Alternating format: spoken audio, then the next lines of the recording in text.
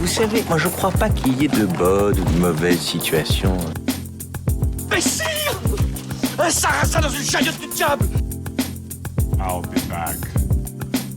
Un gosse qui est né dans une étable à Bethléem, franchement, tu crois que ça va changer la face du monde, quoi? Bienvenue dans ce nouveau numéro de votre rendez-vous hebdomadaire consacré au cinéma. C'est l'instant ciné et comme chaque semaine on se retrouve pour parler de toute l'actu ciné avec 5 infos que j'ai soigneusement sélectionnées pour vous. Et en seconde partie d'émission, je reviendrai sur un film à aller découvrir en ce moment dans les salles de cinéma. Alors sans plus attendre, on passe tout de suite aux actus. Notre première info nous a été révélée par Deadline et il se pourrait que Marvel Studios planche actuellement sur un film Thunderbolts. Alors qu'est-ce que les Thunderbolts? C'est une super équipe composée en fait de super vilains de l'univers Marvel, d'anti-héros, un peu à la Suicide Squad côté DC Comics. Et c'est le jeune réalisateur Jake Schreier qui est attaché à la réalisation de ce futur projet Marvel. Deadline toujours, le site nous a annoncé qu'un reboot du film de Tim Burton Sleepy Hollow, la légende du cavalier sans tête avec à l'époque Johnny Depp, est en préparation du côté de la Paramount. Nous n'avons pas plus de détails sur ce projet, ni si Tim Burton pourrait être attaché d'une manière ou d'une autre à ce reboot de Sleepy Hollow qui avait déjà été rebooté mais en série à la télévision. Affaire donc à suivre. Faisons un petit tour maintenant du côté des bandes annonces. Cette semaine, nous avons eu les premières images pour le film Novembre. C'est le nouveau film de Cédric Jiménez après Bac Nord. Il y a Jean Dujardin dans ce film et c'est le 5 octobre au cinéma. Une bande annonce également pour le film de Noémie Merlan en tant qu'actrice mais en tant que réalisatrice. La jeune femme revient avec Mi Ubita Mon Amour. C'est le 27 juillet au cinéma. Et enfin, pour terminer ce petit tour des bandes annonces, vous reprendrez bien une nouvelle bande annonce pour le film Le Chapeauté 2. Ça sera à retrouver le 7 décembre au cinéma. On continue dans les actualités et The Hollywood Reporter a frappé fort puisque le site américain a révélé, après l'annonce d'un second film Joker, toujours avec Joaquin Phoenix et réalisé par Todd Phillips, Joker Folie à 2, il est bel et bien question que Lady Gaga soit en pourparlers pour incarner Harley Quinn, la célèbre acolyte du Joker, dans ce film qui ne serait ni plus ni moins qu'un film musical, une sorte de comédie musicale entre un Joker et une Harley Quinn avec Lady Gaga en Harley Quinn. Pour le moment elle est en pourparlers, c'est ce qu'on sait, le studio Warner et elle sont en train de discuter des modalités de cette venue dans ce film. Donc Joker Folie à 2, un film musical et avec Lady Gaga en Harley Quinn, moi je signe direct. Enfin, pour terminer ce tour des actus, les fans de manga seront satisfaits puisque Deadline a révélé que Justin Lin, le réalisateur de la saga Fast and Furious, va réaliser un film live action de One Punch Man pour Sony, pour le studio Sony. One Punch Man, c'est un célèbre manga, un animé. En France, c'est assez populaire étant donné que c'est le rappeur Orelsan qui double le personnage principal. Donc One Punch Man sera retrouvé en film et c'est le réalisateur de Fast and Furious qui va s'en occuper. Là encore, je signe direct. C'est maintenant l'heure du film de la semaine et cette semaine j'ai envie de vous parler d'un film français, c'est le nouveau film de Quentin Dupieux, c'est lui qui l'a écrit et réalisé. On retrouve au casting Alain Chabat, Léa Drucker, Benoît Magimel ou encore Anaïs de Moustier et ça s'appelle Incroyable mais vrai. On y va? Ouais, allez, c'est parti. J'ai plutôt envie de vous faire découvrir ce qui est à mon sens le clou de la visite. Ce conduit peut radicalement changer votre vie. Quand on descend dans ce conduit... C'est quoi l'embrouille avec ce conduit, sans déconner? Laisse-le parler, tais-toi. Quand on descend dans ce conduit, madame, monsieur, écoutez bien parce que c'est vraiment quelque chose. Bah dis-nous quoi, merde. Quand on descend dans ce conduit, vous n'allez pas me croire, et pourtant c'est la vérité. Non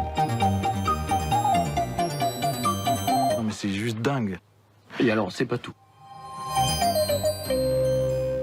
Incroyable mais vrai, c'est l'histoire d'Alain et Marie, un couple de quinquagénaires qui aménagent dans un pavillon une belle maison apparemment, et ils font la visite de cette maison avec l'agent immobilier, et le clou de cette fameuse visite, c'est une trappe située dans la cave de cette maison, et qui va bouleverser leur existence, on peut dire, en tout cas qui va certainement perturber leur vie. Ça, c'est le pitch du film, purement et simplement. On connaît Quentin Dupieux qui aime bien ces petit pitch de film fantastique assez étrange. Un de ses premiers films, c'est Rubber, c'est l'histoire d'un pneu tueur aux États-Unis. On avait également dernièrement Le Dain avec Jean Dujardin, où Jean Dujardin met un blouson en daim et tout d'un coup il a des envies meurtrières. Ou encore, plus récemment, le film Mandibule, où Grégoire Ludig et David Marseille du Palmacho essaient de dresser une mouche géante à voler. Donc vous comprendrez que dans le genre film fantastique de genre, Quentin Dupieux s'en sort très bien. Il s'en est jamais aussi bien sorti qu'avec Incroyable mais vrai, énorme coup de cœur pour ce film. Ça fait longtemps qu'on n'avait pas vu Quentin Dupieux autant en forme, que ça soit dans l'écriture ou dans la mise en scène. C'est d'une qualité incroyable, tout comme le casting, tout comme les acteurs. Tous les quatre, Alain Chabat, Léa Drucker, Benoît Magimel et Anaïs de Moustier sont exceptionnels. Dédicace spéciale à Benoît Magimel qui est fantastique parce que, en fait, si vous voulez, c'est deux couples. Le couple avec Alain Chabat et Léa Drucker et le couple avec Anaïs de Moustier et Benoît Magimel. On les voit devant l'écran lors d'un dîner qu'ils organisent ensemble. Il se trouve que le personnage de Benoît Magimel a un sacré secret, un secret extrêmement drôle. En tout cas, toute la salle était morte de rire. Donc en fait, il y a deux mystères. Il y a le mystère du secret du personnage de Benoît Magimel et le mystère de cette fameuse trappe qui est située dans la cave. Et que va faire cette trappe ? Eh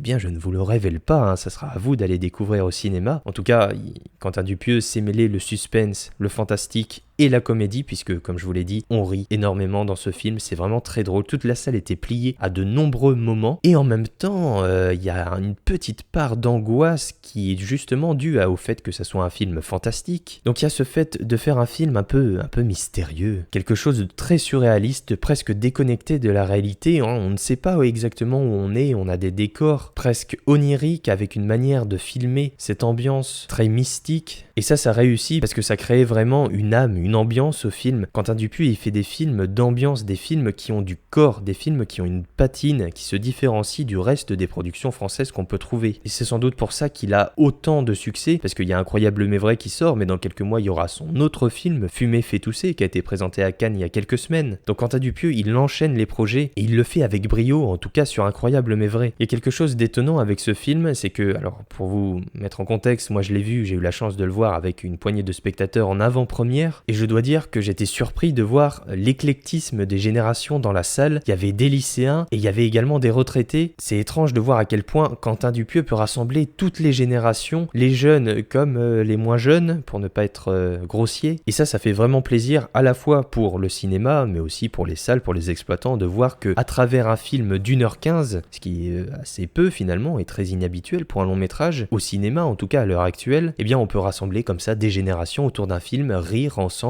et également être ému, parce que c'est vrai que la dernière partie du film, le dernier acte, est presque muet, en tout cas il est accompagné d'une musique, il n'y a pas beaucoup de dialogue dans ce dernier acte, je ne vous révèle évidemment pas ce qui se passe, mais l'histoire prend une tournure très importante et surtout décisive pour la vie de ces personnages, des personnages qui sont tourmentés par des complexes, par des idées. Le film met en avant surtout une thématique, c'est la question de genre, la question de représentation de la masculinité, de la féminité, au travers notamment du personnage de Benoît Magimel et de Léa Drucker, qui, on va dire, recherchent un peu leur masculinité pour le personnage de Benoît Magimel et la féminité pour le personnage de Léa Drucker. Ils se cherchent à savoir comment être la meilleure femme ou comment être le meilleur homme. Parfois c'est très drôle et parfois ça nous questionne aussi sur qu'est-ce qu'un homme, qu'est-ce qu'une femme finalement. Donc le film est à la fois simple et léger par sa comédie et en même temps très complexe et puissant par sa qualité et le sous-texte qu'il présente dans ses thématiques. C'est un film complet, maîtrisé d'une main de maître par Quentin Dupieux, qui est formidable encore une fois. C'est un petit coup de cœur, même un vrai coup de cœur, et c'est pour ça que je vous encourage, si vous l'osez, et si vous êtes intrigué par ce qui se trouve dans cette trappe, à aller découvrir Incroyable mais vrai dès maintenant au cinéma. Tu veux entendre un vrai truc de dingue ou pas? Ouais. Non, pas maintenant, j'ai pas envie. Ah, mais si, on s'est dit qu'on l'annonçait à table. On avait dit tranquillement au café si l'ambiance est cool. Eh ben, Est-ce que tu vois des cafés sur la table? Ah merde, t'es enceinte. Ah non, carrément pas. Ah putain, parle pas de malheur. Bon, tu veux que je le dise pour toi? Ah ouais, vas-y. Vous êtes prêts ou quoi? On est prêts depuis 30 ans, là. Vas-y, balance. Je sais pas comment expliquer, en fait, c'est trop énorme.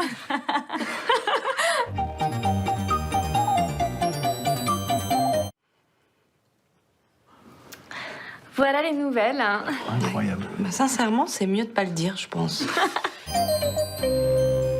Voilà, c'est tout pour cette semaine. Je vous remercie d'avoir écouté cette émission. Vous pouvez bien évidemment vous abonner pour avoir directement chaque émission dès leur sortie. Vous pouvez également me suivre sur Twitter et Instagram pour être au courant des dernières actus à la mode. Les liens sont en description. Je vous souhaite une bonne fin de semaine, un bon week-end. Tenez-vous au frais parce qu'il fait chaud. D'ailleurs, s'il fait trop chaud, vous pouvez aller au cinéma parce que les salles sont climatisées. Il fait bon au cinéma, il fait frais. Alors allez-y. Moi, je vous retrouve la semaine prochaine pour un nouveau numéro de l'Instant Ciné. Plein de cinéma et plein d'actu. Alors je vous dis à la semaine prochaine.